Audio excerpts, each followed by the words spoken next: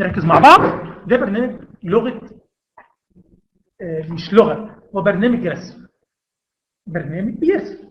بدل الناس زمان ما كانت ترسم بايديها، عايزين نرسم باوتوكاد.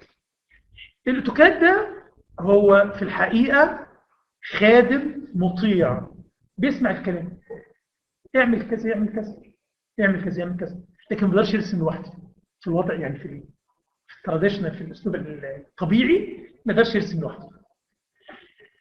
انت بقى كمستخدم الاوتوكاد تقدر انك انت ترسم لوحه بسهوله وبسرعه، وممكن ترسمها ببطء حسب استخدامك للبرنامج. يعني واحد عنده فراش، واخدين بالنا، وما بين الفراش ده ملوش لازمه. ليه يا عم؟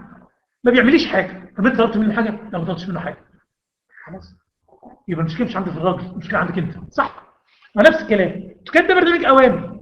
ممكن واحد يرسم الحاجه فيه بسرعه جدا، انه يستخدم اوامر توصله للغرض اللي هو عايزه باكثر طريقه. ممكن واحد يبدا يلف ويدور ومش عارف يستخدم الاوامر بتاعته. فالعيب مش في الاوتوكاد، العيب في مين؟ في اللي بيستخدم. الاوامر في الاوتوكاد بتدخل من 3 طرق. نركز مع بعض. اول حاجه نتعرف على الشاشه الرئيسيه في الاوتوكاد. الشاشه اللي قدامي دي هي شاشه الاوتوكاد. في عندنا ادي شاشه الرسم اللي هي الشاشه السوداء دي، هي باينه لكم؟ باينه. الشاشه السوداء دي شاشه الرسم، لوحه الرسم اللي برسم فيها. وبعدين في عندي هنا مجموعه من الايكونز. وبعدين في عندي تحت سطر الاوامر كلمه كوماند. وبعدين فوق في منيو. كلام كويس؟ هي دي الايتمز الرئيسيه في الاوتوكاد. زي ما قلت الاوتوكاد ده خادم مطيع، ممكن انفذ الاوامر ب3 طرق. اما من قائمه الاوامر، او من الايكونز اللي هي بيسموها اشرطه الادوات تول بارز، او من سطر الاوامر. تعالوا مع بعض كده ندخل دخله بسيطه. تعالوا ننزل تحت في سطر الاوامر ونكتب له كلمه لاين. خد بالك انا دوست تحته وكتبت، طبعا هو كتب لي فين؟ كتب لي هنا فوق. مش شايفين كده مني، صح؟ هاتوا كده شويه. مش شايفين؟ هكتب له كلمه لاين. طبعا هو زمان كان في الفيرجن كده يكتب تحت. ده بدل ما الناس كانت تقعد تبص تحت تطلع فوق، تبص تحت تطلع فوق، تبص تحت تطلع فوق، فخلي لك انك ايه؟ تكتب مطرح الماوس ما موجود. كتبت لاين. كتب لي رساله سواء تحت او فوق. سبيسيفاي فيرست بوينت. حدد النقطه الاولى. هدي يحسب النقطه الاولى مثلا اقول له 100 كوما 200. سبيسيفاي نيكست بوينت اقول له 600 كوما 700. انتر. الراجل عمل ايه؟ بس صح صح. ممكن اعملها بالماوس نفسه. ما انا عايز بقى اشوف، انا هنشوف دلوقتي. 6 نقطة. ما في عندي اوريجن تحت اهو. في عندي هنا يا جماعه تحت اوريجن اهو. ما ده نشوف الكلام ده، هنتطرق بس انا بوريك القسم. ماشي؟ يبقى انا كده جبت امر لاين منين؟ كتبته له. لا، ده انا ممكن اجيب امر لاين من هنا اهو. لاين. ممكن اجي من قائمه درو اللي في حاجه اسمها لاين. معايا مش معايا؟ يبقى انا علشان ادخل الامر في 3 طرق ادخال اي امر. من سطر الاوامر، من الايكونز، من القوائم. سطر الامر ده اللي هو تحت كوماند. شوف كوماند اللي تحت دي.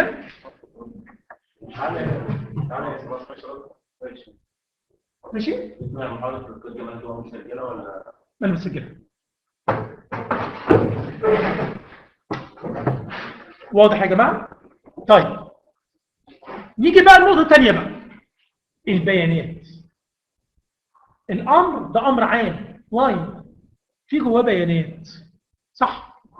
البيانات دي قد تدخلها بمسطره بالكيبورد، قد تدخلها بالماوس زي ما حصل. قال لي دخل نقطه البدايه. ممكن واحد يا جماعه يروح مدخلها بالاحداثيات بالكيبورد، ممكن واحد يدخلها بالماوس، عشان ادخلها بالماوس بدخلها بالكليك الشمال مش اليمين. دي اول حاجه. ماشي؟ عشان ندخله بالكليك اللي هي يا جماعه الشمال. مش ارقام بقى. ما انت هتدخل تديله وتمشي عند النقطه اللي انت عايزها وتدوس عليها. هنشوف بقى البوينتس بتتحدد ازاي ومواصفاتها ايه بالتقريب ولا بالظبط. هنشوف القصه دي مع بعض. يبقى عشان ادخل اوامر بدخلها له يا جماعه بثلاث طرق. عشان ادخل الداتا البيانات بدخلها له بطريقين، اما بالكيبورد او عن طريق الماوس بالكليك الشمال. تعالوا مع بعض ناخد اول امر ونشوفه مع بعض. اول امر عندنا يهمنا هو امر لاين. لو فتحنا نفتح الهيلب كده ونشوف فيه.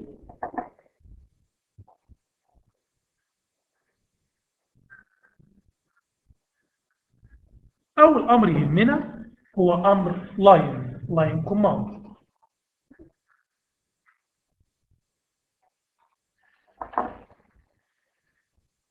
امر كوماند امر لاين يمكن سيبنا من الهيلب شويه ندخل في وقت لاحق. انا عايز اعودكم دايما انكم تستخدموا الهيلب وتشوفوا الفيتشرز اللي فيها. امر لاين ده يا جماعه المفروض ان هو بيستخدم رسم خط، لكن هو في الحقيقه هنا بيستخدم لرسم مضلع. ما هو المضلع ده مضلع عباره عن عده خطوط، فالخط هو حاله خاصه من المضلع. مش معايا؟ فانا ممكن اجيب امر لاين من هنا اهو. بص معايا، قال سبيسيفاي فيرست بوينت، راح دايس هنا كليك شمال. سبيسيفاي نيكست بوينت، دوست هنا كليك شمال. نيكست بوينت كليك شمال. نيكست بوينت كليك شمال. نيكست بوينت كليك شمال. خلاص مش عايز اخلص. في ثلاث حاجات ممكن اعملهم. ادوس اسكيب للخروج من الامر، ادوس انتر على الفاضي اخرج من الامر، ادوس كليك يمين واقول له انتر او كانسل. ما هي سكيب زي كانسل وانتر هي انتر. خلاص واو. ماشي يا جماعه؟ فانت لو عايز ترسم خط واحد سهله جدا، تجيب امر لاين، ادي اول نقطه، ادي ثاني نقطه، وكليك يمين انتر او كانسل او اسكيب بالكيبورد او انتر بالكيبورد. كلام واضح؟ قد تحتاج انك ترسم مضلع مغلق،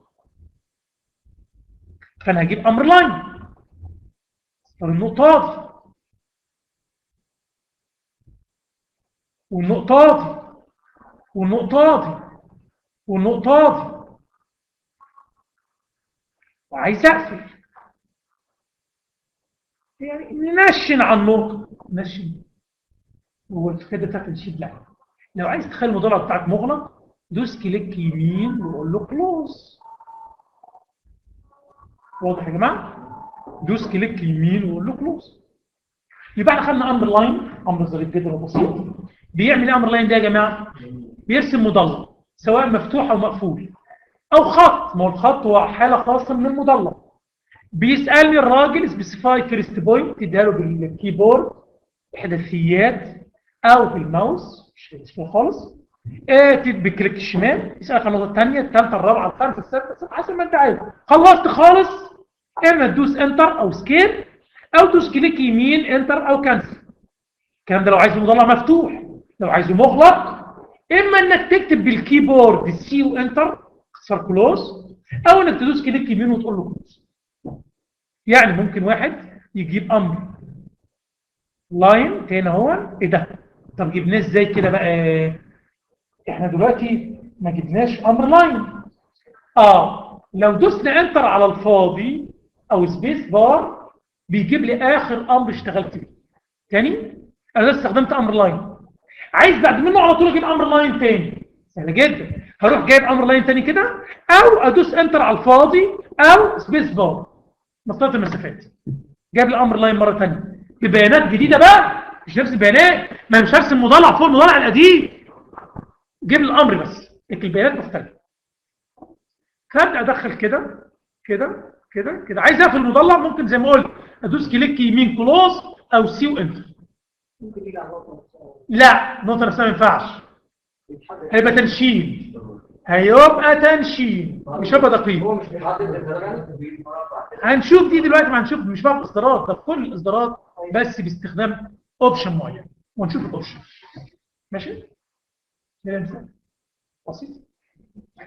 عايزين بقى نبدا على الرسم المرسوم ده نرسم خطوط اخرى بالاستعانه بيها. يعني عايز اوصل التقاطع ده بمنتصف الخط ده. تقول لي سهل جدا، هنجيب امر لاين ونروح جايين موصلين التقاطع ده بمنتصف الخط ده اهو، وانت اولا لا دي هي التقاطع ولا هو المنتصف. كلام مش مظبوط، صح ولا مش صح؟ طب انا غلطت، رسمت حاجه غلط، نعمل اندو، اما من قائمه اديت اندو او كنترول زد او يو انتر. ثلاث حاجات نعمل اندو. لا ما دوسش حاجه، ما دوسش اي حاجه خالص. اخر امر عملته عايز تراجع فيه، اخر امر عملته عايز تراجع فيه، اما كنترول زد من قائمه اديت اندو او تكتب له يو انتر في الكوماند لاين. اندو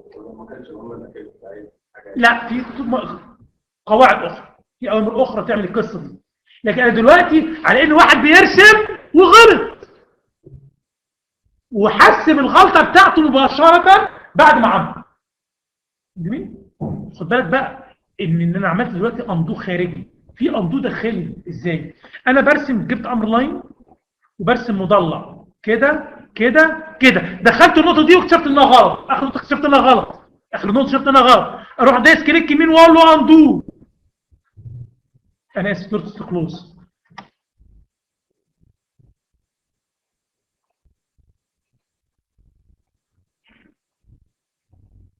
كليك يمين وهقول له اندو. شفتوا عمل ايه؟ لغى النقطه الاخيره. كليك يمين اندو، لغى الاخيره اللي هي بقت الاخيره قبليه يعني. كليك يمين اندو، كليك يمين اندو او يو انتر. عمال اندو ارجع لورا.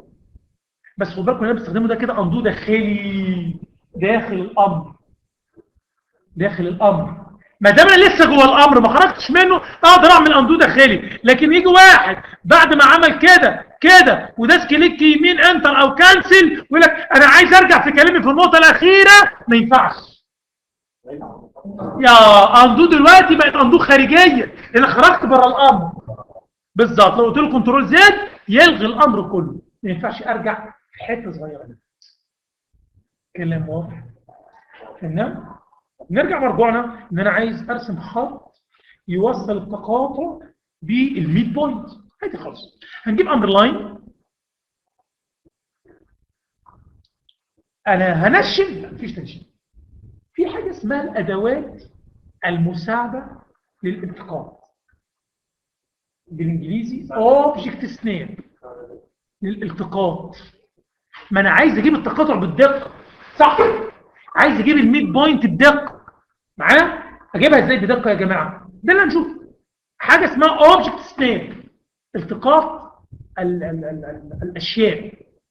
بتيجي ازاي؟ اول حاجه لازم نفهمها ان الادوات المساعده للالتقاط دي ما بتشتغلش غير من داخل الاوامر، لان هي وظيفتها تساعدك في التقاط نقطه داخل الامر. فاهميني؟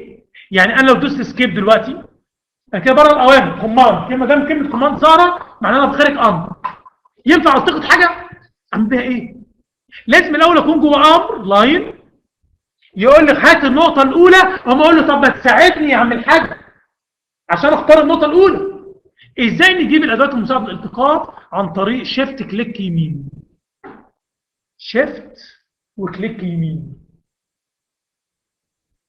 يوم يطلع لي الاداه بتاعت الالتقاط فيها حاجه اسمها اند بوينت، نقطه نهايه خط، ميد بوينت منتصف خط، انترسكشن تقاطع خطين، ابيرنت انترسكشن. مش هنعوز ابيرنت انترسكشن يعني ده بيشتغل غالبا في 3 دايمنشن.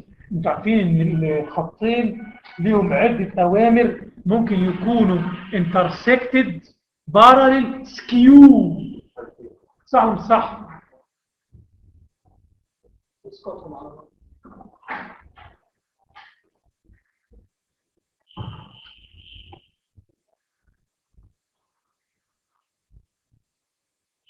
بصوا معايا، انا جبت امر لاين يا جماعه ودوست شيفت كليك يمين، اداني خيارات. قلت الابيرنت انترسكشن لما يكون في عندي تقاطع ظاهري سكيو لاين وانا شغال في 3 دايمنشن، هو مش تقاطع حقيقي، هو تقاطع ظاهري.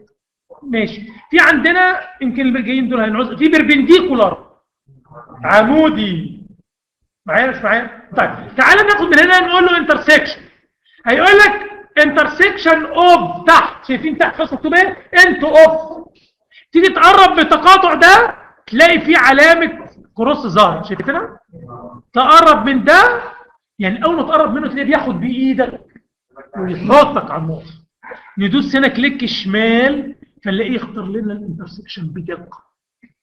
عايزين نوصل الميد بوينت دي عادي، شيفت كليك يمين ميد بوينت. بمجرد ما تقرب منها، خد بالك كل حاجه لها رمز. الميد بوينت رمز مثلث، الانترسكشن كورس حتى الرموز دي موجوده هناك. طب عايز ارسم عمودي على هذا الخط، عادي كليك يمين بيربنديكولار واقرب من الخط. الله ايه ده؟ بيعمل حاجه غريبه قوي. شايفين عامل ايه؟ ما هي زاويه منفرجه، فالعمودي على الخط مش عمودي على امتداده. الخط ده عمود عليه بره، عمود على امتداده عشان زاويه منفرجه. مش خدتوا الكلام ده في الهندسه زمان؟ مظبوط. جميل. ادي عايز اوصل بالاند بوينت بتاعت النقطه دي، شيفت كليك يمين اند بوينت بتاعت الخط ده. لو قربت من الاند دي يلتقط الاند دي، لو قربت من الاند دي يلتقط الاند دي، كليك شمال يجيب لك. يبقى عن طريق الادوات مساعده الالتقاط، شيفت كليك يمين، اقدر ان انا التقط اي نقطه انا عايزها. يا جماعه لا زال الامر شغال معايا، امر لاين عشان يرسم مضلع. منين؟ لا انا وصلت الميد بوينت لبربنديكولار عمودي. طب هننهي ده كده، ندوس انتر على الفاضي ونخرج. قول اتفضل. الميد بوينت بتاع الخط القطع يعني بشكل الميد بوينت ده الانترسكشن قصدي. الانترسكشن للميد بوينت عادي. وانا قلت له لاين، قال لي من انهي نقطه؟ قلت له ساعدني دي ازاي؟ شيفت كليك يمين، رحت مختار انترسكشن ودخلت اخترت انترسكشن. قال لي فين النقطه الثانيه؟ قلت له ساعدني. كلمه ساعدني دي تترجم ازاي على الكمبيوتر؟ شيفت كليك يمين. حتى كان زمان بنقول لهم نقول لهم مفيش تنشين في شيفت كليك يمين. ماشي يا جماعه.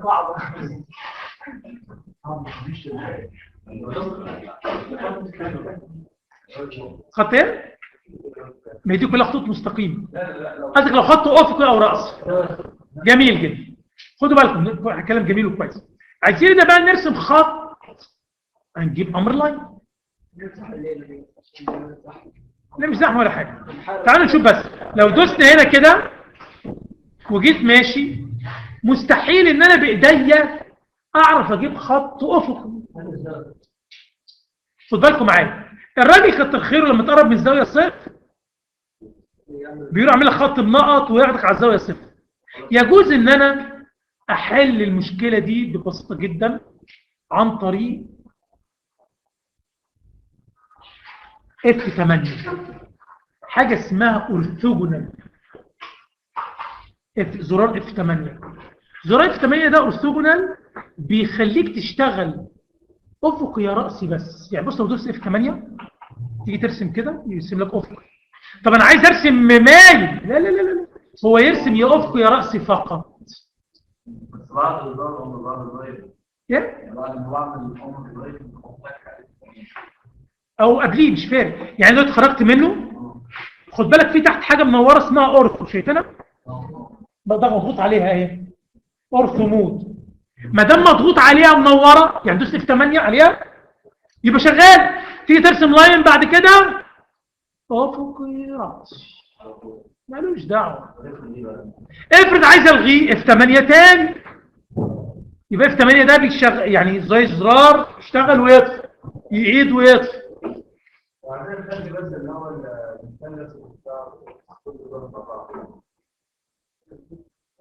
هناخد حر، بس ده حاجه مش كويسه، هناخدها حر. يبقى عرفنا عشان نرسم خط افقي وراسي بندوس ايه يا جماعه؟ F8. ممكن وانا نفسي جوه الامر ادوس F8 تاني يوم يلغوني ويرجع لي يشتغل لي مايل.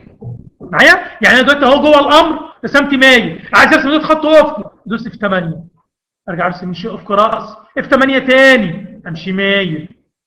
معايا مش معايا؟ واضحه؟ كلام جميل. في حته بقى مهمه جدا الباشمهندس اثرها، ان الادوات المساعده للالتقاط يجوز ان انا اشغلها اوتوماتيك معايا. يجوز ان انا اشغلها اوتوماتيك. ازاي؟ ادوس F3. F3 لو دوسناها هنلاقي في حاجه نورت تحت اسمها او سناب. شايفينها؟ خدوا بالكم ممكن ادوس F8 على الاورثو او ادوس هنا. فاهميني؟ نفس القصه اسناب دي F3 شغاله وتطفيها.